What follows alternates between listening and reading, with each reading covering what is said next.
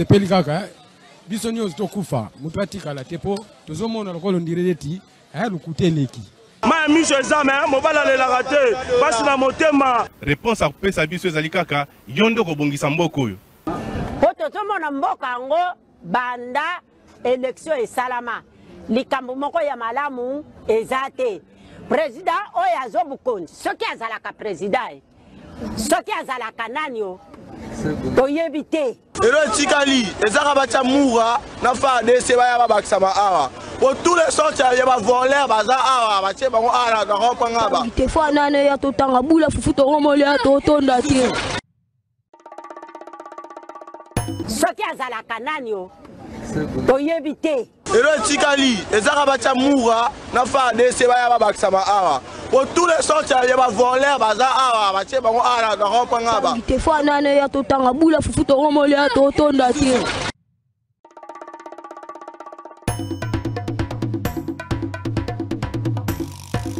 Po tozomona mboka yango banda élection esalama likambo moko ya malamu eza te. Président oyo azobukonzi. Merci beaucoup bolimbisi makasi pour na retard to bandi nango émission ya mokola lelo indépendamment ya bonne volonté na biso indépendamment ya volonté et à ba technicien na biso bande ko bolimbisi makasi bolimbisi makamuse sa mana kongo komo vanda bomiyo keli mawa nazonga na attaquer télé consulte nazonga na attaquer yango mais nazonga ndenge ba procès ko fungwa melangai na botika na esa bino ba chaîne tozo nyokwama depuis télé consulte zonga na mutu mwindu depuis Italia kenda ba chaîne tokoma po osala émission faut kanga singa rouge na luketu wangi singa neza zabo na singa rouge na loboko bomoni poto sala émission singa rouge yango poto sala émission po mona kabu TV Kimi ngai teme yango moko biso awa te na villa ekimi so botani zo kima canal Kin Congo web télé singa deki ma ba chaîne belé bande ko kimi explication za na français donc na kangi singa rouge pour émission c'est na lobi ba ko débrancher biso aoza ne kala fa sisi ba débrancher biso donc ça m'a moko malamu te bande ko vraiment bolimbisa biso bazo omoni ba ko kalen so bozo mona mikolo oyo monsieur kalaki biso te awa na ville télé consul depuis Italia kenda congolais tout ça la nini nzambe même logo zo sunga même RTNC zo kimaka so RTNC zo kimaka zo banga so logo ta pato ko banga so mbote na bino so sika bozali congolais ya motema molamu bato nyonso bana République démocratique du Congo to pesi bino mbote na tongo ya lelo yo vendredi 25 avril 2025 plutôt le Congo est célébré qui déclaration à Mobutu à Bossanango déclaration à 24 avril à Bossanango à célébrer qui mingi plus papa Wemba et Touma et Gilles Chungu et Madio pour être cabisso na ngambo ya Côte d'Ivoire na concert wana FEMUA batu ba célébrer qui est moi mingi merci mingi na ba congolais nyonso na mokozi école Félix Tshisekedi zaki lobi na ba fonctionnaire barataki chef de l'État ba lobaki photo lo bana fete ba fonctionnaire barataki da chef boye ça biso to defambongo bola ka iso 50 000 depuis mois d'octobre tala lelo yo ba fonctionnaire ba lobaki ministre liao pasala ki mais ministre liao epataki moki epate moki na discours wasaki pour la chef de l'État na discours wana so kainga ka miso zongi boy le corbeau le renard lokoyo président la République comment na niveau moso bato ba komisa makasi na salle otomboki obisi ba service bokata mutu wana ala makamba peuple parce que mando zwa ke za pona peuple eza pona ba ministre ba komisa la kayo boyete tata mo conseiller kolo merci beaucoup bandeko émission lelo ezali opesi mbwa boy na vandaki na ngai ndenge bandeko abumba na yebisa nga to contrôler to tamana bango to contrôler ba chantier bande ko bumba na yebisa nga makambo wana bande ka gouverneur ti lelo yo makambo sala matemai wezi nsaka bato côté la bango juste bongo lozi photo ya président sabe provincial merci beaucoup et côté la bango nazo zela bango nazo mona bango te bande ko ya gouverneur nazo mona bango te ba vande nazo zela na lo balisusu ba batina bato abenga nga yo mono salibo eza malamu te.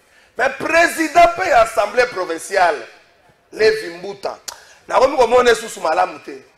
Bandeko, toi, on attaque pour aménager président de l'Assemblée provinciale. N'a pas mis malamu te. Parce que la photo président de l'Assemblée provinciale. Merci beaucoup. Levi Mbuta, pasteur. Na vanda wa samedi moko avant la l'émission. Batinde nga message. Mutu na yebuta vanda ki na table chaise za na pembeni que non, ba pesi d'ailleurs 10 jours pour répondre à ma question, député par rapport à ma campagne, 10 jours et les cas, les Vimbuta, aucun communiqué de la Nagno. Alors ça, ça a molimo ya constamment à passer la communiqué. Les Vimbuta, aucun communiqué. Pasteur les Vimbuta. Assemblée provinciale, ça alléluia, amen.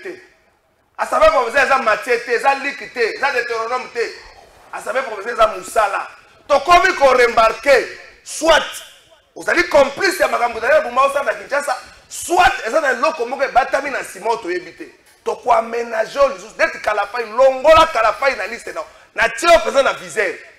Ça ne va plus. L'Assemblée provinciale comme le roi caisse à résonance beaucoup. Moussa ni bossé la bakino. C'est plus les journalistes, les communicateurs, les téléphone, mais où sont les députés provinciaux? Où sont les députés provinciaux? À l'époque d'Ngobilo, on avait peut-être Mike Mukeba, on avait chez Coco, avant comme vice-gouverneur, on avait, bateau bandé à Kotombo la Mgongo. Mais les loyaux, Toko Limbi Sabino de proposer 100% union sacrée. Même Ngangazate dans sa même province, 100% union sacrée. Alors les locaux nini oyo bino bokoyiko sala musalate.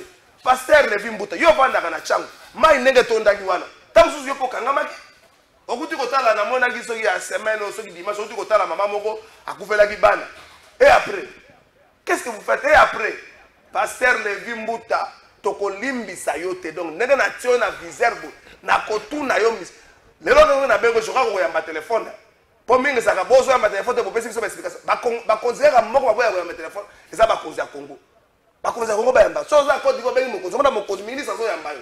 Mais Congo ça ka fier. Tebete pour ça la fier, mo biso to pour ça la fier bino na bino. Mais Pasteur Levi Mbuta, to comme comment la complicité zali yo na bumba. To comme moment na complicité. Banzela ba so ba so banzela ba 300 mètres, ba 200 mètres ba so na gomba. Et comment ça circulation là ça? La lobby. Ndenge na lobby boy ba service to ba vanda pembeni kala fai wana bandi tambo ko lobaka moko na bina ko yako yebisanga ya kaka na sako ngabe ko yebisanga bazo kana na lobby Pasteur Levi Mbuta to ko limbi so lisusu te zomi tu na soya sa na professeur saka musala nini so bo sali to ko senga na biso gouvernement sana ba ko se ba mbongo na bino boko na ba 100 mois payé ba 50 mois payé pour zo na musaba o la biso ta. Merci beaucoup longola qui ça on dirait que tout tambola bona qui ça comme si solution à sous-souter est-ce que ça c'est bonga na moment on voit to bossa na biso ko bonga qui ça parce que le gouvernement central parce que le belo ko mokote le gouvernement provincial pe soko lobi ba silikaka yango bato bokambaka bato bosilika apwani na ça des invités na zaolo bana vanda ki na ngai bande ko batambola kana Chantini Ngobila Mbaka bande ko ACP baye ko luganga bango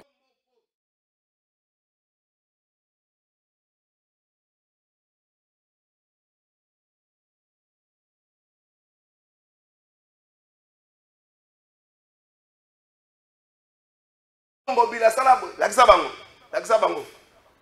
merci beaucoup lakisa bango ngana pe to sola kana gestuel lakisa ndeko academia na ndeko Gautier masaka na ACP bande ko na kisasa oyebi likamba gesto Ngobila message numéro zoleka otindika ka message to sololi Ngobila salaki malamu to salaki mabe comparativement à Bumba Bumba est-ce qu'on peut déjà comparer Bumba à Ngobila 2019 j'étais même président de la République na Bandal balancer Kinbo Peto après ba louer batou ba comment ONG ba comment on combat député provincial nyo saki na ONG Daniel Bumba a 50 lancement a lancé boy na génie militaire a lancé na service national et puis tout le monde ba na bazo combat na ba kombo ya ba komela ka lupango bazo combat na Kisasa eza ba sorte ya comédie bato bikala force ka trop dire na bakambi soko so boya ko za trop dire tambola na Kisasa na voiture no total to na taxi tambola on se voit à trop dire na bango pour contre la bango bande ko na yo so ça bande ko no di mo sacrifier mboke tali yo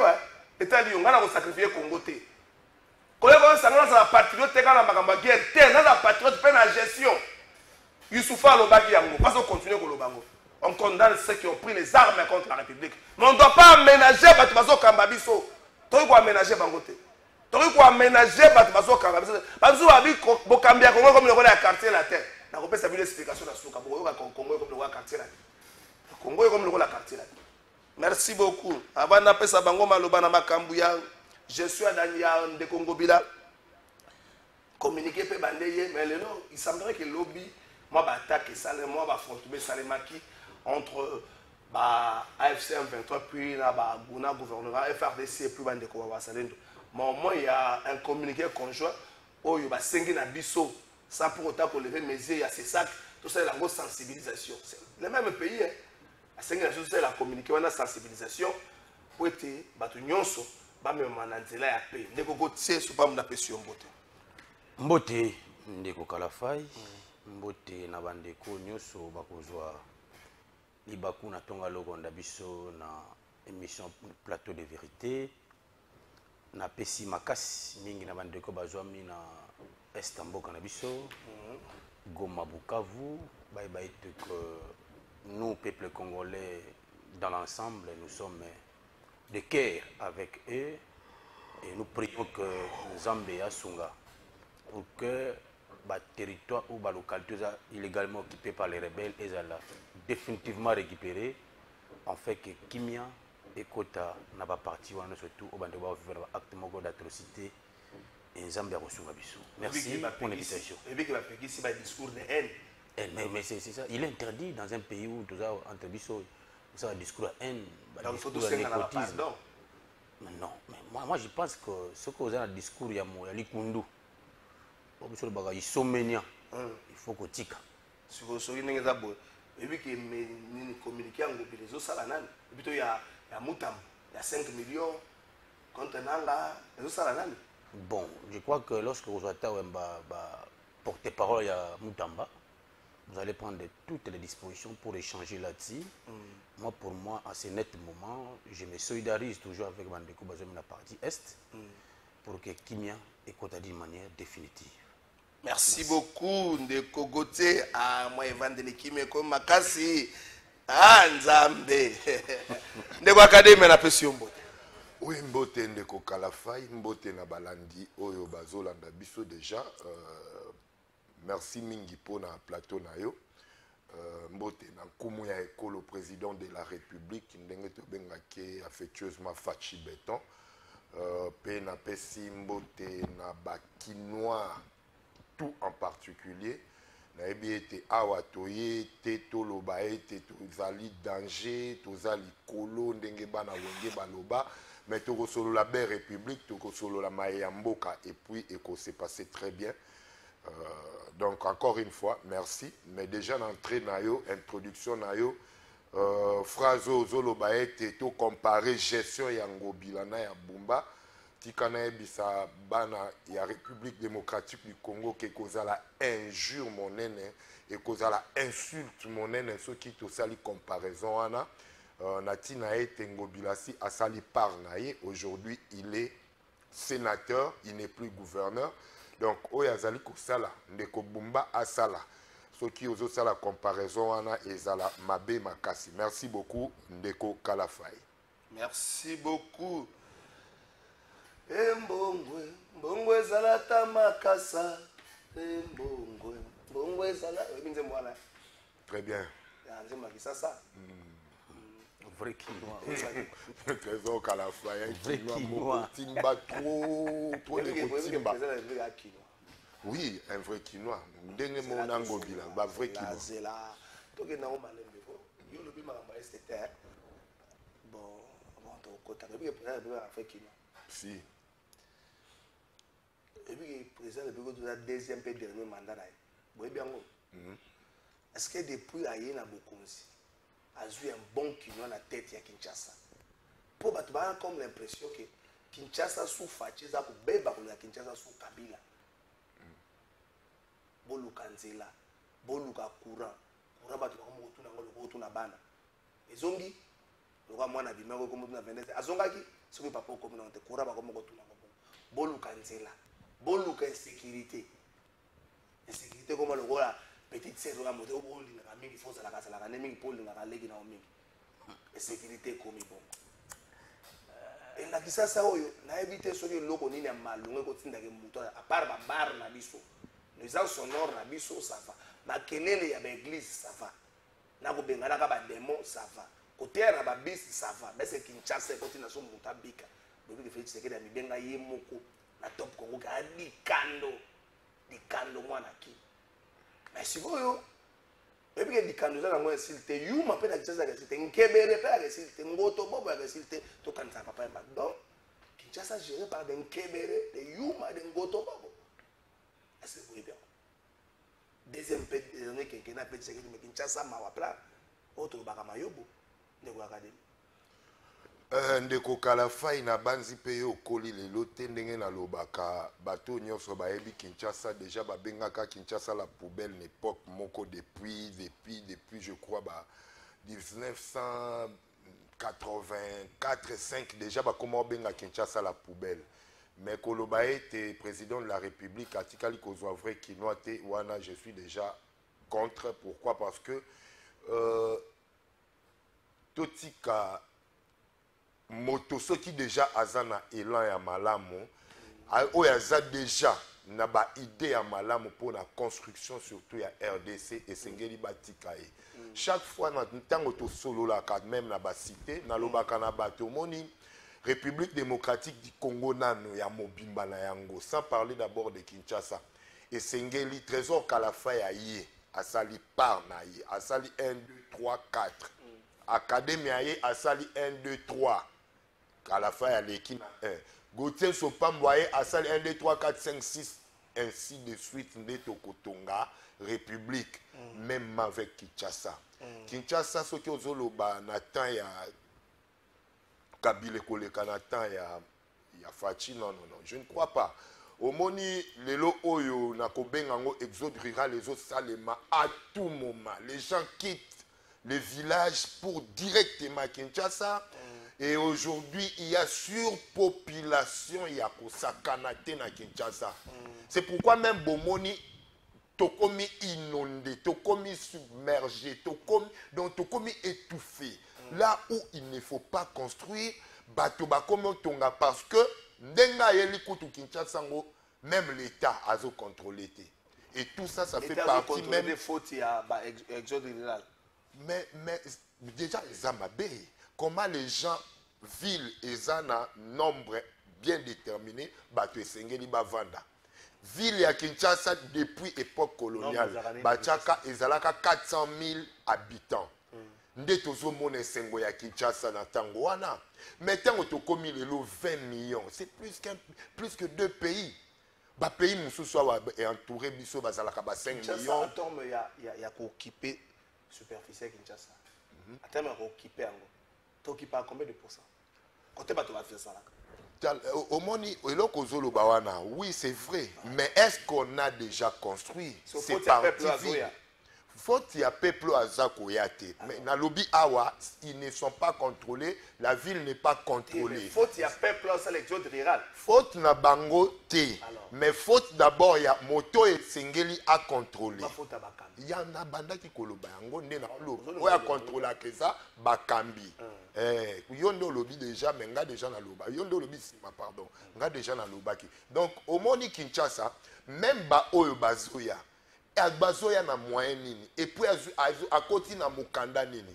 Tout ça, ça inclut aussi même la population. Yango na zolo ba lelo oyo surpopulation en salemi et sengeli na to bandela wana. Bazo ya vanda la wapi. Bazo ke vanda na ba terrain marécageux. Bazo ke vanda na ba ndako oyo bazo boya ba kata ba comment on appelle. Ba gilet oyo ba morcellement o ba bandubola otoboya wa. Tout ça est kei na Kinshasa ne sikamoko lelo oyo ozo déclaré wana ozo loba pardon nde tozo mona yango sur terrain na okoboya te na utawa tokoma na ebiso ke Kinshasa jour mususu Trésor Kalafai tokolamuka tokuti mituka elali na nzela toke misala totiki yango na nzela tozongi etikali na nzela bato bakomo même les piétons baozanga nzela. Merci beaucoup. Donc il y a un problème pour chuter dans le lobby na yoke.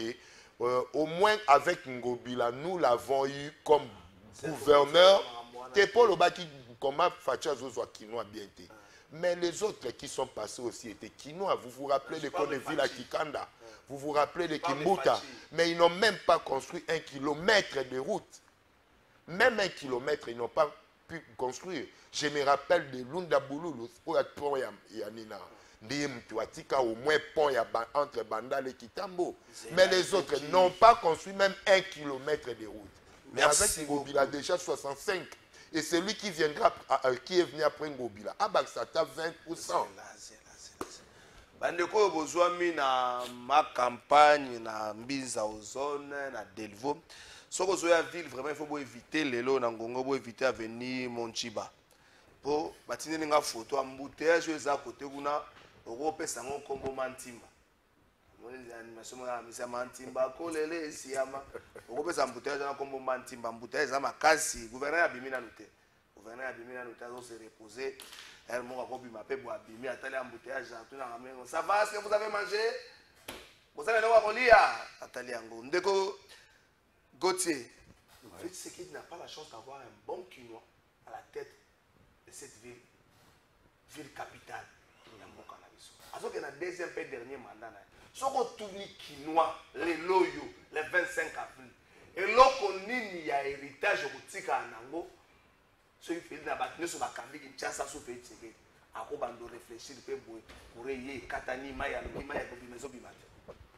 Ndeko Kalafai, vous savez que dans chaque province, il y a des attributions du gouvernement central, il y a aussi des attributions du gouvernement provincial.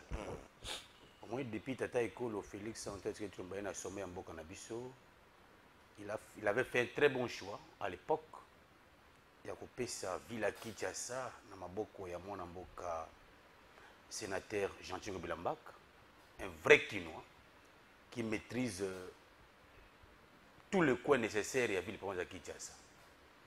Et au moment même là, mon amboka Ngobila Mbaka avait géré, vous vous rendez compte que le tableau de la bonne gouvernance, le tableau d'avancement sur la gestion de la chose publique, l'homme avait cette vision-là.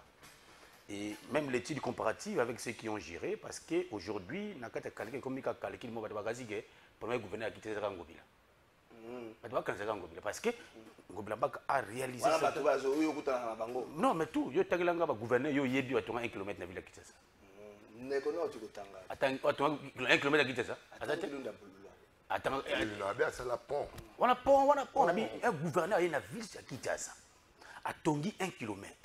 À moderniser Banzela, à embellir Bessika, l'espace vert, à nos grands roues. L'espace vert embellir, mais quel n'est pas dans la parc maman marque qui sale. Et ça va. Et ça va. Ville pour qui gère ça. Ville pour qui gère ça. Soko ko qu'on a posé à mariage coutumier. Soyez civil, on peut ça mon pas. Bon, so la vie s'il vous plaît. Donc il Malembe. Les lots on va répondre la ville assise. Un privé. Sur une question, je dis ceci. Vous avez pensé à mon amboka, vous avez voyager en Boka, monsieur Bopaya.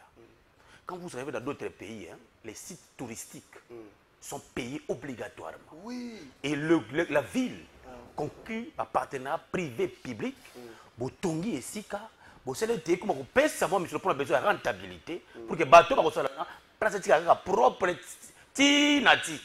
Seulement au Congo, où les gens ne maîtrisent pas le bon fonctionnement et les SICA, la question. Je vais vous rappeler Ndekolanga. Vous avez limité qui a été largement abandonné. Il lui fallait un homme à la ville de Kinshasa, embelli par Mamaki Salouane. Même les gens qui critiquent Ngobila Mbaka, Lilo, à critiquer on a Tongo, Samedi Kobala, à ma photo, n'a pas de Mamaki Salouane. Kassalu, pardon. C'est pour dire que l'homme a mis toute son intelligence, toute sa sagesse, Ngobila Mbaka, pour que à rendre Villa Kinshasa tant soit paix. Mais nous nous sommes rendus compte qu'il y a des gens qui ne maîtrisent pas les principes de l'aristocratie. Les gens qui se distinguent dans la gestion de la chose publique, comme Ngobila Mbaka. Même si vous voulez critiquer l'homme, quand vous vous rendez compte que Villa Kinshasa, dont la rétrocession à l'époque, subissait une lanterne absolue, mais Ngobila Mbaka était manager, à Bunda, à Luki Benfe, ce qui était totalement impossible. D'abord, je vais vous rappeler une chose. C'est un problème. Je vais vous rappeler une chose, Kalafal. C'est là. C'est là, on a rappelé une chose. Oh, c'est là. C'est là. Bazar le rôle a envoyé spécial. Non, non, tout le ça on déclare. C'est là. Bazar le rôle a envoyé spécial Jean-Thierry Ngobila Mbaka. Bato Abumba, c'est que vous avez secret de Ngobila tango bino bokoti botine la biso. Après na makambo na ebina kotuna bango peuple pe. Net na mama vous doit esa Ngobila ya buka ba balabala. Akenda abuka ngo na janvier. 2024 akenda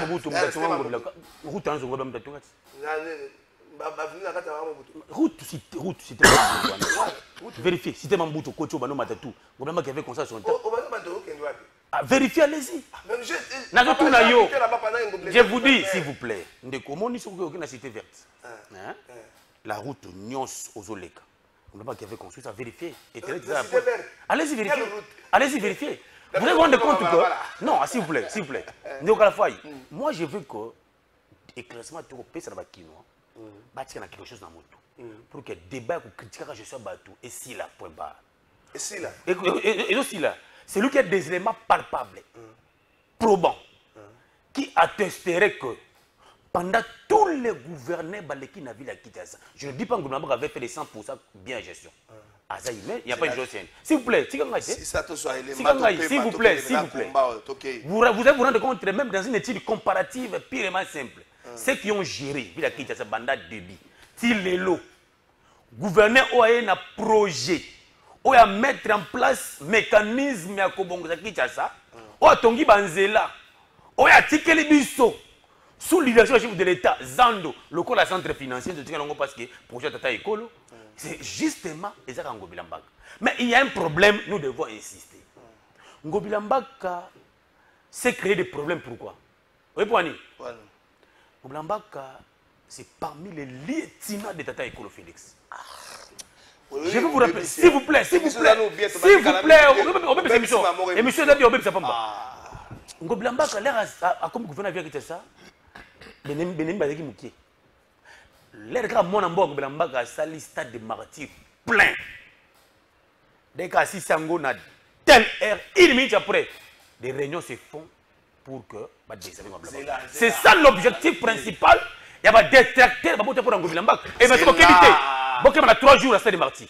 Bon, il y a 3 jours à stade de martyrs pour Ngobilambaka. Non, musée Ndingwa ndenge to vandia museki ndingwa zate ndenani zela ndenge to vandia mutatiki cerveau na porte azate to tina ba cerveau na merci beaucoup merci comment se comporter de quoi la cause na concert de ça est-ce que ça va me quitter ça ça va pas beaucoup ça comment se comporter de quoi la cause mais la cause zela ayo salani papa zela moi je pense se comporter de quoi la cause est-ce que ça va me quitter ça vide yo so ko ça biso abo eloko moni ya kolongwa na ndako to pesa botu za gérer c'est bureau za kota ISP ko oui oui oza avuka olongo ba na bureau na yo oye olati lambano ya bien ya blé na kapela lambamo kwa bo olati yango ya bien oye po emisa biso ke Ngobila azali digne fils politique so kini olobia lieutenant politique ya un bon lieutenant politique ya Félix Tshisekedi est-ce que pour autant peut si résultat na gestion est-ce qu'aujourd'hui, tout est malin, est-ce qu'aujourd'hui les peuples ont besoin que Moutoumora soit digne, ce qui est un bon lieutenant, c'est que du pauvre se prenne. Les gens n'ont pas besoin de ça. Octobre, on a ce qu'on a terrain. Au but, le problème est que Ngobila a sali stade de match plein. On va dire que Moïse Mbiye, Maï Kalambayi, Ferré, Fali, Héritier, on n'a pas besoin de vos pleins là dans le stade de match. Ça n'a rien changé. Maintenant, on va salir plein. Là, on est salami. 500 000 est bungi. Non. 500 000 est bungi. Mon sikoyo. C'est là que les malais répondent. Voilà. 500 000 est bungi. Et bungi what? Et bungi dans tel défi. Comment ça? On a une recommandation IGFT. Ne va bien. On a évité la ministre des Finances. Omoni, les gens sont pas censés à faire la cabale politique à chaque moment. C'est là où nous sommes obligés. Au lieu de vendre la kimia, il faut toyer à chaque moment. Coup sur coup. Pour que ça va prévater. 500 000 est bunga. Qui a dit que 500 000 est bunga? Il est bien noté. Oh, mais oui, dis-moi. Il a des ministres des Finances à poil. Je ne sais pas. Sa gestion, il a été mis à recommandation à IGF. Même si IGF estime que la gestion mise à finance à son temps, il a bien été, IGF recommande. Mais IGF n'a pas dit que tel ministre qui avait volé 500 000 $. Il y a un monde qui rumeur qui circule d'une manière injuste dans tout yabat. Il faut tout l'ongolango pour cliquer peuple congolais, la bonne critique d'une connaissance limpide. Le problème c'est quoi de faire Kalafay? Bato bazali censé qu'en chaque moment na ba rumeur. Or, biso to sala droit. Ngai pona ba Kalafay ayibi mbongo.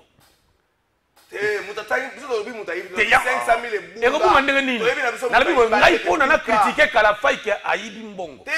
Je dois m'assumer. Bongisa to ko panda na Congo ba mbongo moko ezalaka ya président Chabani ebungi. Oh, non, police là voilà. Maintenant, on va responsabiliser après avoir commencé l'enquête. IGF, qui est une institution financière, il y a crédibilité, a fait des enquêtes.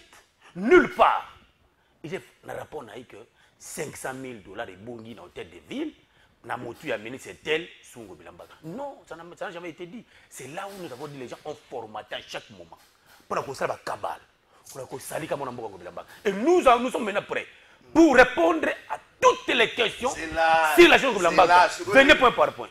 L'homme a laissé des traces. Et nous n'avons pas permis que certaines personnes, pour justifier leurs incompétences, nous n'avons pas permis ça. C'est là que ça va aller. Vous allez rentrer. Merci. Merci beaucoup.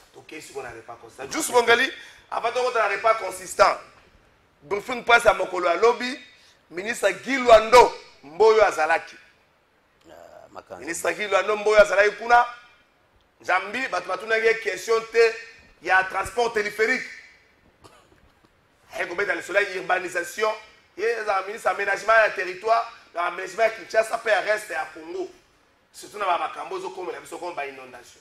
Na boy ko sala ba commentaire belé pozo ke nekaka na cadre makambo tozo lobela toke na régie potangu tozo zonga zona tribunal c'est côté biso toke.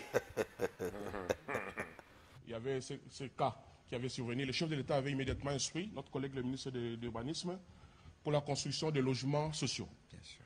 Après l'aéroport, donc il y a près de 1000 logements qui ont été construits, qui étaient une réponse à cette crise humanitaire.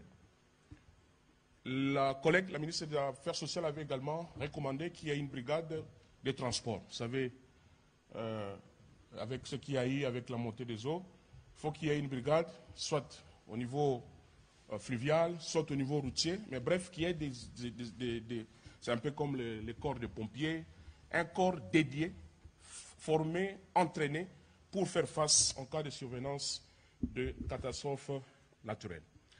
Alors, au niveau technique, il avait donc été demandé de manière immédiate qu'on procède à la surveillance des zones dites interdites. Parce que vous savez, ce qu'on appelle les zones non aedificandi. Le constat qui a été fait, c'est que nos compatriotes eux-mêmes se choisissent où ils doivent aller s'installer. Et donc, on est dans un phénomène des occupations volontaires, au lieu que ce soit le phénomène d'occupation réglementée. Donc, quelqu'un se réveille, trouve, il y a même de ceux-là qui estiment que tel espace est inoccupé, lui-même il vient, il s'installe. J'ai vécu ça moi-même à la Gombe, il y a une rue qui venait d'être réhabilitée, et tout de suite, les compatriotes ont installé les Maléwa, ce qui n'est pas mauvais. Mais le lien n'est pas approprié, une route qui venait à peine d'être installée, disons, réhabilitée, modernisée, et ils s'invitent d'eux-mêmes pour installer des maisons de fortune pour vendre les Maléwa.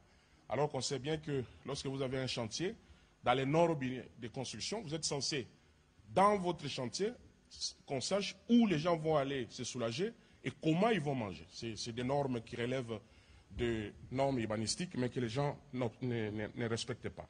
Et donc, renforcer ces contrôles à travers les services appropriés. Il faut également permettre à ce que la problématique de la planification, parce que nous avons des villes,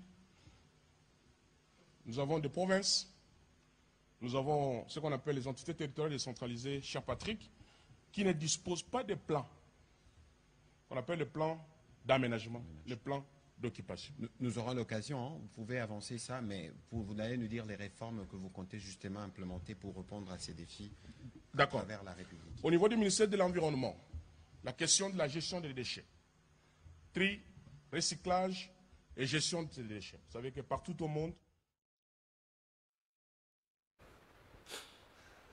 Merci beaucoup, Bandego. Tu es dans la zone à turbulence. Bonjour, Ndeko Kalafai. Moko Soki Ozo Kabatu. Il y a une sacrée, on dirait, à Tigamakambo. Anayoki, Kinshasa, Ezo Bonga. Et comme famille, Ezo Bonga. Lévi plus Daniel Bumba égale à Ngobila plus, égale à Godé plus Gentini.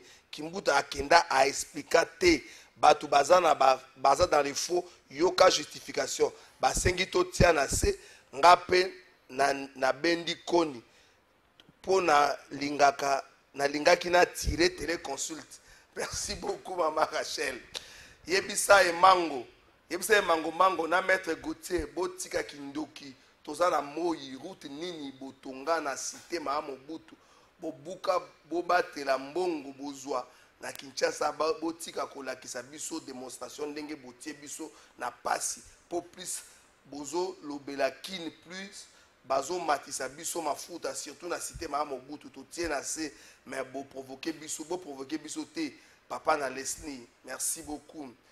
Bonjour de Ogalafay pour na makambo oyo etali sécurité surtout Chango précisément na commune ya Sele. Mikongo Info Bank crime commis makasi dernièrement ba criminel ba betaki kambiste moko masasi awa na Mikonga vers 19h vraiment insécurité za makasi bazo buka ba maison commerciale moyen te chaque boutou masasi zobeta. Président avait professeur Lazare kolala azo sambela nzambe pesa kama makasi na te ya bien manake ba bazo kufa président ça professeur bon et mango Trésor Kalafay toke suko bo lancer nini la prochaine vous a King Bopeto en 2019 on peut faire le bilan King Bopeto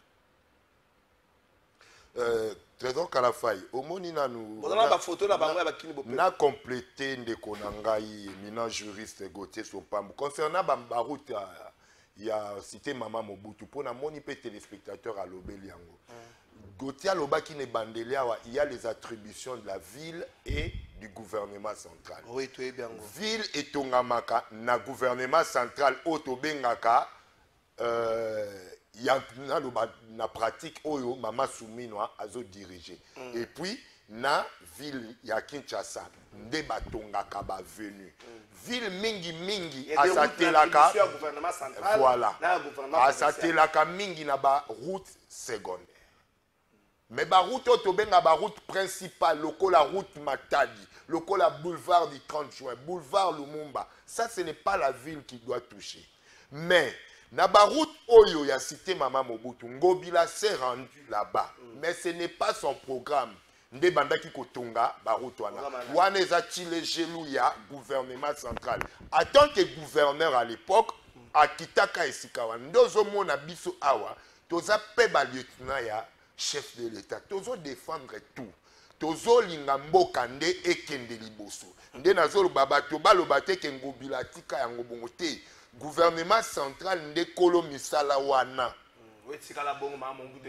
Mama Mobutu ebeba te bakotongela ka bango yango c'est comme ça moi banzela ezalaki atana baeba buki ndeko vivre kana fitiri bino bokomo bisa biso lokwa ba ange bakotongela ka biso ndeko Kalafay o eza République démocratique du Congo toyebi ndenge tokendaka tokoki kwa mabete malembe totongaka pe nzele monani combien de mbula batu bazela ba komola ba saute de mouton.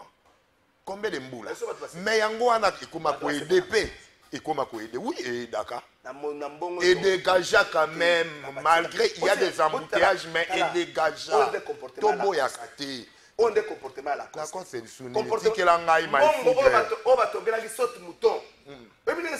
Ok na mbongo ko perdre ngai de pardon. C'est un comportement la tango batu balobaka 500 000 ebunga na makambo ACP eza ba kabalo ba montela Ngobila yozolo ba ote plein même bamnani basala ngo te soki yoza parti politique d'abord il faut batala bino na nini na masse te na nyana préciser sika wana il faut bozala pe na masse King Bopeto, oui, King Bopeto tolobaka boye, batu ba comprena King Bopeto kaka na ndenge ya assainissement. King Bopeto c'était un programme, une vision que le sénateur Jean-Claude Ngobila Mbaka avait porté à rendre d'abord la personne physique des Congolais na mentalité, à changer mentalité, des Quinois, pardon. Va changer d'abord mentalité. C'est ça d'abord. Yango mon artan te définit ça globalement. King Bopeto toloba c'est un état d'esprit. Quelqu'un qui doit devait vivre tous les jours. Que nakoya bilan na kopé ça yo. Mais si quoi ceux qui na bandika otanga boye ba tu vas comprendre que King Bopeto banda la sanini.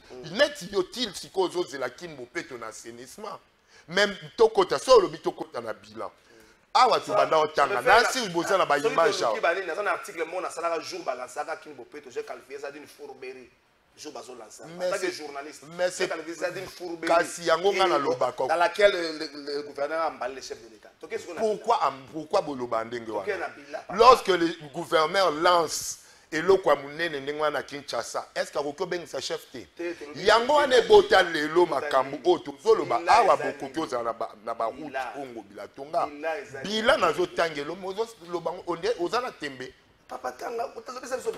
soki lelo oyo balansa na bandal oui on peut évaluer on peut évaluer soki totali elengesa oyo etongama à peu près 7 km, 6,5 km. N'est-ce pas que est désenclava cette commune? Le lot est comme à Pouta Monga Foula, tu ne prends plus la route Matadi. Mais au collègue que la peine est Lengesa.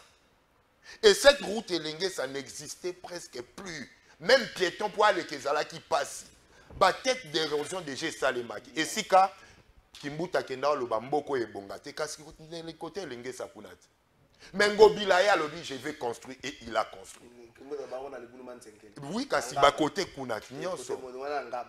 Même wana lobaka ba pesa Kimbuta avenue wana mbongo 3 fois. Mais avenue tonga mate. Toye kozwa avenue qui quitte. Je pense awa ba image ezali je na moni pezo la sama. Avenue qui quitte 4 km et désenclavé li sous ba commune wana tout o ebimaka na sima ya Fikini. Aujourd'hui, avenue Bongolo, Pont Bongolo, wana ozomona ebukana ka batu babanda noyer tous les jours, ndenge ba auto noyer na Tchango kuna na de bonhomme. Mais Ngobila côté la non, on doit construire un pont moderne. Et c'était construit. Depuis 1984, et belé ba otalanga nanu babota ma été pont wana ebukanaka. Mais mutoye na 2019, a tomboli pont, a tongi pont, bo place wana ba mituke comment le kabiente. Tout ça, Tolobite Ngobila Aranda Kinshasa, Kitoko le quoi à Paris, non. Mais il est venu faire sa part. Tozui Lissousou, avenue Sekomaf. 16 km Njili Brasserie. Et l'ongwe bandant Njili Brasserie, ti Kasangulu, entrée à Congo central. Tout ça, c'est gestion Ngobila. Oui, c'est Ngobila. Avenue Hôtel de Ville. Oui, j'étais Nandimi 4 fois. Grâce et ça la King. Les hôtels à combien? Auteur ya mbongo financement en tout cas na précision te na précision et si la mobimba batu ba koma okoko tango avenue ani sila onazolo bana yo te batu wala nda biso nzela wana soki baza batinda biso je crois image on a il fallait na yana image wana mais awa ezate et uti na Kinshasa tieke na Congo central et cette avenue batu banda otambola na ba vélo financement ya province je te dis financement ya province Kinshasa na gestion Ngobila. Nga naza parmi ba communicateurs ou ba sala la communication commerçante. Na kosa kana pasi. Donc on a le tout ce qui Ngobila. Et le local a failli nazo épingler le comme moi makasi. Na koma ne sengolelo. Na ota la télévision de konanga ka kolongo. O ya banda ki tirer sur Ngobila tous les jours. Na gestion Ngobila mais azo sala nini azo tanga belengesa natif ya chef de natif ya chef de l'État. C'est une bonne chose. Ngobila yango ya benge awa meilleur lieutenant ya chef de l'État. Pour chef Ngobila a transformé qui a PCV na vision ya chef de l'État ici à Kinshasa.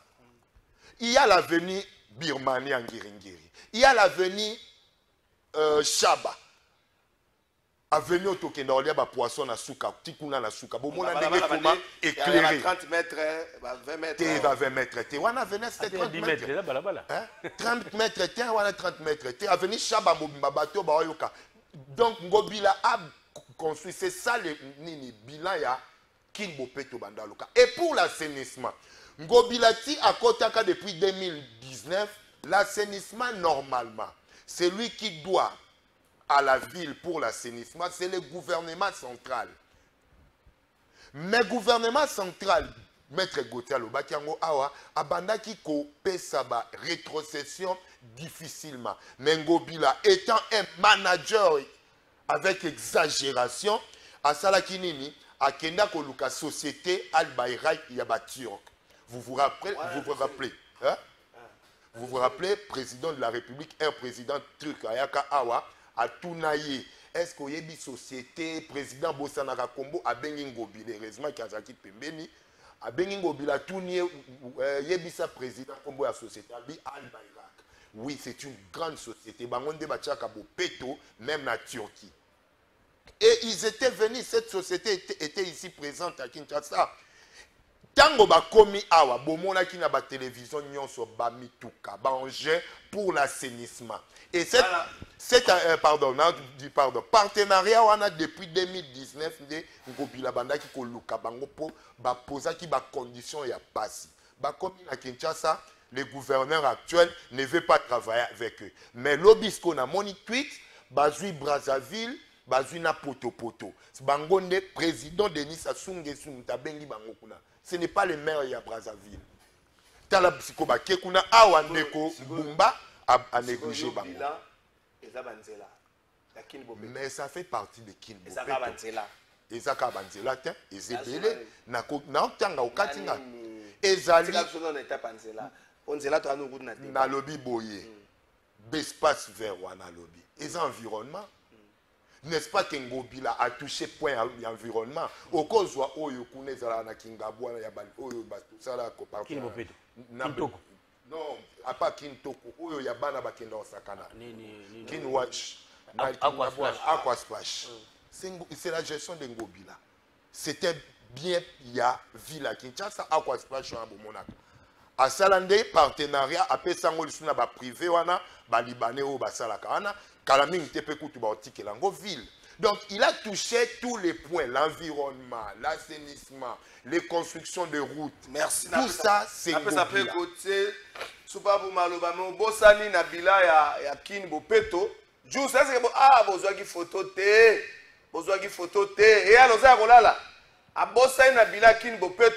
Arrivé à grand peine et doxy yao. Non, les a bilanté. Non, zala qui vient papa. Yo lo binga na kati yo. Les a bilanté. Yo bandime la kotango kotsa kinwa elo kwa ndengwana. Les a déjà mabé. Yo bandime la koti kango nemela. Grand père bayaka visite privée na bango. Bayaka makamba kinbo peto obosani etamzu kotia ko compléter. Non. Grand père na edoxy yao. Gouvernement ka fana peta ni soleil funda. Mais ceux qui balobent à ça ne fondent munene ça mabe. Mais ça parle de bilan. Ça bilan et au salani na Kinshasa. Bango ba yaki la Kinshasa visite privée. C'est pas ça ça campagne ya Kinbo Peto. Non, c'est faux. C'est faux. Ndeko Gautier sous pape. Et puis Gautier on a le bilan, parle de bilan pour se bosser les on a rappelé bilan. Assainissement à Kinshasa. Mobilité à Kinshasa. Vous avez parlé des routes éparpillé, le roi de la Gansoire, les candidats gouverneurs décidé éparpillé. Vous ne pouvez pas de route éparpillée. Moko awa. Mais corrélié yango. L'assainissement de Kinshasa, la mobilité des Kinois, Sungobila. Véritable casse-tête. Bolobeli yangote. Attends, mais il y a la capacité à mobilisation à la ville. Bolobeli yangote. Monsieur le bandit encore en dengue. Bolobeli yangote. Monsieur le bosso le bandit. Azaï ko twa yango wapi. Bolobeli yangote. Et puis tu kosuki sanazando. Merci. Ndeko Kalafai, ngai nazali parmi les intellectuels sur la télévision, j'aime chercher le sous-bassement. Bana ya cité verte. Cité Maman Mobutu. Bah il était que Ngobila Mbaka avait placé aussi parmi la priorité naïe côté cité Maman Mobutu. Vous allez vous rendre compte que nous sommes le 11 février 2024. Ngobila Mbaka arrive dans la cité Maman Mobutu. Cité Maman Mobutu, nous sommes en Côte d'Ivoire. Voilà. Plus de 10 quartiers, 10 avenues. 10 avenues. Je vais vous citer, nous sommes avenue, Bana cité Mobutu, avenue Snell, avenue de la Santé, avenue Barit, avenue La Colline, avenue de la Vallée, avenue INSS, avenue Victoire, avenue Bissengeni, avenue Banza, avenue Fondation, avenue du Centre, avenue Logek et avenue Kasserika. Soit 13 avenues à l'époque de Ngobila Mbaka. Nous sommes le 11 février 2024. Bana cité Mambo d'habiter Ngoblambak avait mis la priorité à côté de Bangoban. L'homme est descendu sur le terrain, il a laissé les empreintes dans différentes avenues. Il a laissé quelles empreintes? Les empreintes. Bah, baby sang, ce sont les empreintes. Oh, mais là, baby sang. S'il vous plaît. S'il vous plaît. C'est là, s'il vous plaît. Ça a 30 secondes. Pendant que le gouverneur Ngobile est arrivé dans Mahamobutu, j'habitais sur l'avenue. Il a entré à Mahamobutu. Quelle avenue? Avenue à Pasteur Barouti, l'avenue Barouti. Numéro 15. J'habitais l'avenue Barouti, numéro 15. La première avenue dans la cité. Oui, avenue. Oui, avenue Stel. Avenue Stel. Avenue Stel. S'il vous plaît, c'est là quoi? Avenue SS. C'est là quoi, Gauthier? Avenue Sotangiwa na Iber. On a vendre dans l'avenue Barouti. Ça y est, 4e année dans l'avenue Wana. Avenue Barouti, numéro 15. Baya Babuka. Soit vous refusez cette bonne foi que Ngoblambak avait à son temps pour mettre, pour désengorger, pour éviter l'érosion, pour impacter dans le Mahamobutu. Mais je vous dis, Ngoblambak avait mis une stratégie assise. Il y a combien d'années? Il y a combien d'années? Dans le Biboye, lorsque je gérer la continuité de l'État, Ngoblambak a tiki ba trace. J'ai dit les différents 13 avenues pour dire que l'avenue a été prise en compte par gestion Ngoblambak où Lelo a continué d'accueillir travail. Mais vous allez vous rendre compte que plusieurs contrats que Ngoblambak avait laissés sur la table, déjà signés, de quoi tout ça est là, de quoi tout ça est là. Ngoblambak c'était manager. Mais les gens de mauvaise foi, comme je le dis... répondre à la question en gâté. Mais non, répondre à la question en gâté. Non, répondre comme il faut. Dans le Biboye, l'homme a trouvé la vie d'abord de vie de Kinshasa. Une ville... Attendez d'abord, pardon. Voilà pourquoi Ngoblambak arrive national de la Kinshasa, trouve la ville très endettée. Je dis très endettée. C'est-à-dire que son Ngoblambak qui manager était, non, c'est en 4 millions de dollars. C'est en 4 millions de dollars. L'homme est arrivé parce que, oui, que vu la Kinshasa, il faut que ça la prenne dans la banque et ça la prenne à Lukaba. Oui, mais mauvaise foi. Il y a une ambition. S'il vous plaît. C'est-à-dire que l'homme trouve la ville de Kinshasa très endettée, dans un signe d'une gestion claire. Qu'est-ce qu'il fait en tant que manager? Il met son expérience.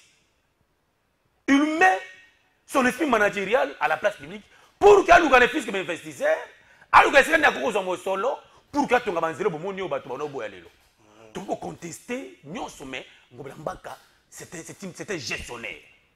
Deuxième élément, il arrive à la vie pour de Kinshasa, il se rend compte que même les investisseurs vont trouver que la vie de Kinshasa devient insolvable. Il défend bongo à Kofutate. À l'époque, il n'est pas moutoumon investi en Dimakeno, n'a pas porté garant fort dans la ville de Kinshasa à Kozarate. Il va maintenant, il met maintenant sa personnalité. Les gens qui gèrent, qui ont déjà géré. L'homme a tiré casquette, homme d'affaires rangé. N'a pas société Al-Bayrak. D'ailleurs, je vous informe. S'il vous plaît, s'il vous plaît. Al-Bayrak, mon yoyo. Ngoblambak a reçu des attaques, des contre-attaques. Plus de 3 ans. 3 ans. Et Boya Koya, Boya Keya. Or, Al-Bayrak, c'est pour la vie de Kinshasa. Alors, nous savons que tout ce que la ville a Kosenga pour le compte de la ville de Kinshasa, il fait des exonérations, oui ou non? Oui. Al-Bayrak a Sibissa qui va choc. Je sais que Ngoblambak a Kende pour abounder dans mon bali. Al-Bayrak est Goya. Et je vous dis, Ngoblambak a laissé Bangel Al-Bayrak plus de 300 grands véhicules. Ça a été ma foule, différentes foules, et Longola. Non, je vous dis. Il a 2 millions pour l'assainissement ville. Il a pris ça. Je vais vous dire. Est-ce que vous savez la rétrocession simplement pour la gestion de l'assainissement au Congo-Brazzaville à combien? Mais on doit comparer. C'est là où Congolais, s'il vous plaît, Nalobi Boye Kalafai. C'est qu'on critique Nabiso. Nous n'avons pas dit que Ngoblambak a 100% à Malam. Mais l'homme a laissé les apprendre. 5%. Non, par mauvaise foi que les gens ne veulent pas accepter. Nalobi Boye Kalafai.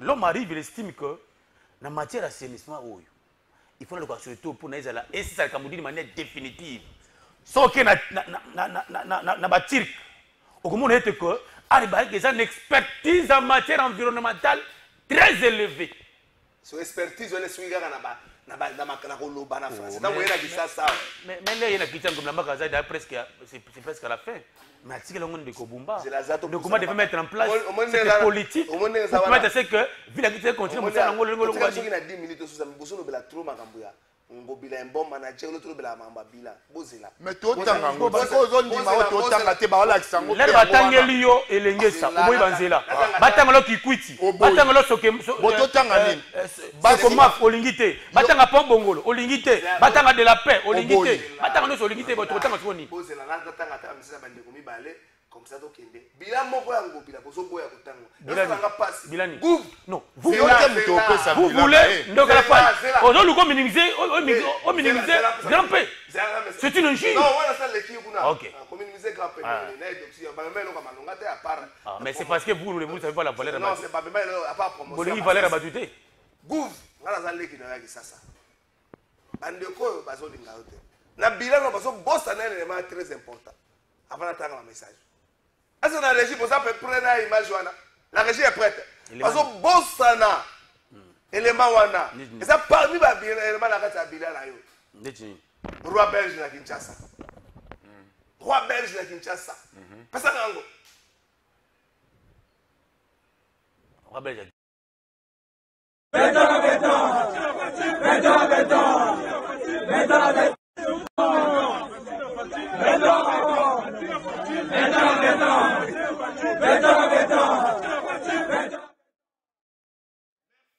Vous êtes là, papa. On a pas fait le même. Fatina Fachi, béton à béton, Fatina Fachi. En plus, élément moko ba bossani et pas JB. Ngobila yo. Ngobila. Chaque personne a une vie privée.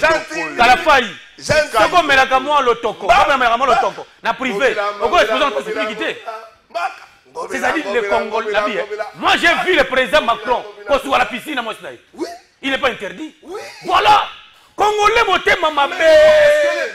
J'ai dit ceci. Est-ce que c'est ça les bilans des Ngobila? Macron satisfait les Français. Comment? Est-ce qu'on me tourne? Vous êtes français? Non, on a tourné. Vous êtes français? Non, on tourne pas français. J'ai dit vous êtes français pour contester un bilan des français. Est-ce que je conteste si je pose la question? Moi je vous dis, j'ai vu le président Macron, c'est la veille de la piscine moi c'est une vie privée. Mais on a vu le président se cacher derrière la porte pour souhaiter joyeux anniversaire. Voilà, il n'est pas interdit. Ma bêtise. C'est sa vie privée. Bilan est allé ici la gestion de la chose publique. C'est la cité. C'est la cité. Ouais, nous devons éclairer là-dessus. La vie se dégrade chaque jour. Nous sommes à Maluku. Bien qu'on construit dans la zone économique, mais la commune devient de plus en plus sale au quartier. Mangengenge, ça fait presque 2 mois. Nous vivons sans eau. Vraiment, il y a l'absence de l'autorité de l'État. L'autorité de l'État, il faut que nous Pombo. Mais bon, 2 mois, ça ne concerne pas Ngobila. Bonjour, Ndeko. Et ça, Ndeko Aristote, Ilunga, toujours dans Mikonga et Fouban, Koulouna, Makasi, les policiers. Bon, c'est pas comme la générale. Merci beaucoup. Missou Makasi, Ndokité, en tout cas, Maître Gauthier. Ah, j'espère que le gouvernorat y a l'élo. Bazoyo, Kabinopo, Bolobi. Et comme à tourne à Bango sur le plateau pour expliquer. Félicitations à André Kimbuta, c'est clair qu'il a plus meilleur que ses 2 successeurs, Atikali Kinshasa, ma société, Marie Bouima. Aïe, aïe, aïe. Papa, Yamba Bisotoye Bisaye, Lokuta, Babomi Nzela, ya cité Mama Mobutu, et Koufi Colline Mutuka, et Komaka, Lissousouté, Tuna Bango, taxi à parking, Nabosanaki. Taxi à parking. Merci, Bandeko. Merci, nos téléspectateurs. Taxi à parking. Bonjour, chers journalistes. Ngobila n'a construit aucune route à la cité verte. Il insiste qu'ils nous disent dans quelle rue. Par contre, il est venu avec une entreprise Aaron Sefou. Ils ont détruit la cité Maman Mobutu. D'ailleurs, chez moi, le mur est tombé depuis février 2024. Ils ne reviennent plus. Pourquoi? C'est déjà l'incohérent de bâtir une photo. Ça, c'est l'œuvre de Ngobila sur l'avenue Fondation Amara Mobutu depuis février 2024. Merci de parler pour nous, chers trésors. bonjour ndeko Kalafai Sopambo azoloba penza nini est-ce que Bumba ou Ngobila basali nini na ville oyo papa lokuta eleki makasi s'il vous plaît okoki kokomisa invité ndeko invité quand même mutasokoli ne bande baso ba sokoli maya ina plateau ko sa makambo wana te. Bonjour Trésor, ce type de Ngobila ne vient que défendre l'indéfendable. Ngobila a détruit les quartiers Mahamobout jusqu'à la dernière goutte. Aucune route est fréquentable. J'habite l'avenue INSS, passant toutes les autres avenues avant d'arriver à l'entrée Mahamobout. Bonjour, Ndeko Kalafai Zanga Junior depuis Bandal. Je suis invité à Zolo de la Makambu Ngobila. Ayebi Ndenge, Abomeli Biso commune ya Bandal na place ya bien. Ya koleka ezali susute na kanda na ye makasi no webi taxa parking Avant que maman ça parking wa ba 500 francs na 1000 photos ku banque parking ngobila za baka tona so ça permet le fonctionnement c'est là ba cha 4 mabende na bana mola la parking na 4 mabende na 8 tonnes 12 tonnes la limite ba 5 mabende so na 16 tonnes monga na ba futa tilelo mangobila bozwa ngonyoso ekenda Ndeko Kalafai nazo koma na apparemment biso toye na plateau pour yo obanda kopesa bilan ya mutu na oyo tozopesa ozo troubler bakinois bakinois baolanda biso peut-être baocomprendre te tolobi boye avant Ngobila Mbaka ebaleka quarantaine de gouverneurs na Kinshasa Ngobila Mbaka komi atongi banzela koleka quarantaine wana nde toloba azana ba empreinte ana bilembo tolobi te abongisi Kinshasa c'est différent tokobima lokuta non nde totanga ba oya tang asala il a fait le nécessaire abongisi Kinshasa te poto zana Kinshasa siko moto ya ndenge wana nde toloba c'est quelqu'un ya kobatela c'est une valeur pour la République. Tala eloko lokola Zando na peso Zando tala la grande roue qui ville Kinshasa ya munene pardon na silisa Zando wana oui matata zo samba posé maneta ngozeka na Sénat yebie ba samba ibaka c'est là ba confirmer notre kolobaka ibaka c'est infraction non je ça confirmer arrête avocat ça wana arrête c'est infraction oui matata posé maneta ngozeka na Sénat Ngobila za azana Sénat matata zo bela te tanga zo bela ba magie zo bela te Ngobila za na Sénat tango procès Zando ekobanda abela te toyokana procès Zando ekobanda na il n'y a pas eu de non un groupe d'aventuriers mafia non qui puisse exister à Kinshasa en termes de projets partenariat public-privé. Cette entreprise a mené combien? Kalafai Namboka ya RDC basi aussi monnaie loko mo etongami na partenariat public-privé ezate bon yebisanga sko eloko yesika mutu aye nango po batonga Kinshasa to ko mosala to mekola ye to ko mosala ta lokola ye mais batu bayebi yango te baluka bayeba te Kalafai to ebisa bakinois baluka bayeba entreprise ni Sogema siko tikilanga tana expliquer eza eloko moko batu lokola ndeko na monaka o auti prison ka nani oyo nani AKSNPP nani okomboni nani ndeko ya zaki na prison Mukebai alobaka makambo wana awa même Mukebai mayelo yaza nango ayebi partenariat public privé te ngana kamwaki ville ya Kinshasa aza ndenga lobi awa insolvable nde ville alobi non nous devons construire les grands marchés. Ake et pas gouvernement central, pesa biso makuta, totonga, grand marché. Gouvernement central azo servir ville te. Ngobila, état manager, ndenge tozo loba awa. Eza ya munokote. Ake iko luka, ba banque. Ba banque balobi bino bofuta kate. Bino ngobila te. Bino ngobila te, ville na biso. Na ya bino bota la biso. Ndengo bilatali, ah c'est vrai. Ndeko nanga tika banyongo ebelo azaka vanga beaucoup misaye awa kimbuta 74 millions ya nyongo ngobila silisa pe nyongo wana nyonso nde alobi bo ça va toluka ba entrepreneur ba investisseur ake vers Sogema société wana aye alobi bon moi normalement je n'ai pas le moyen financier mais qu'est-ce qu'on fera je suis crédible voilà cette crédibilité, cette caution morale que Sojema atia na kati bato batangi économie o baolanda nga bayebi kolekanga bayebi ke na kati ya 4 caution pona kosala partenariat bongo caution morale ezali nde Sojema atia ake vers banque Sophie Bank alobi pona yo nde totonga zando voilà ponga na kogotia obwakisanga yo nde sikoza valable ndenge ozoyebisaka bana kina ke ngobila très bien basi ba comprendre ke ngobila va très bon yo siko awa nde nazoloba bana Kinshasa boyebisanga esika nini place wana okobima moyibi quand l'explication muke na PC. Merci beaucoup. Donc la ville de Kinshasa na Sukisiawa la ville de Kinshasa a construit les grands marchés na 54 millions de dollars entre temps. Et que ça la 25 ans na maboko ya Sojema ville à Kinshasa abandozongisela nani Sophie Bank comment non 20% de villes à Zalango abandozongisela Sojema par mois misolonae et ça là 4 ans et demi. C'est ça contrat wana ndenge esema donc contrat est clair et net moto ayiba mbongo azate yango nga na opesa exemple mo mikolo batonga centre financier na 500 millions de dollars mais oyo zande ekota mbongo ya république etongami na 54 millions qui est bon. Merci beaucoup Zela. Non yo répondre qui est mieux qui fait mieux. Merci beaucoup Gauthier Soupa pour yom to soukisa ça nga 1 minute et 30 secondes. Moi, je suis allé dans le la boue. Dans le 2029, 2030, face au procès Kozala. Bobela te.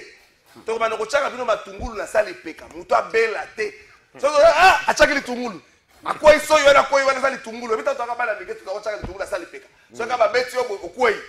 To kotala ba concept to kwa to ba peka. Achaki li tungulu. Bobela te 2029, 2030, 2031. Mais nous avons un procès gestionnaire qui est dans le Sénat. Nous avons un Sénat. Ça ne sera pas le cas. Merci beaucoup. Après la passe à côté, Soupa Bundeko, Yves Mpungu. Yves Mpunga plutôt, juste pour gagner, parce que Yves Mpunga. Merci beaucoup, Ndeko. Igor, moi, qui s'est sauvé, pour ça, permis de faire visa pour la Kisesu. Ndeko Yves Mpunga, c'est candidat président de la République en 2018.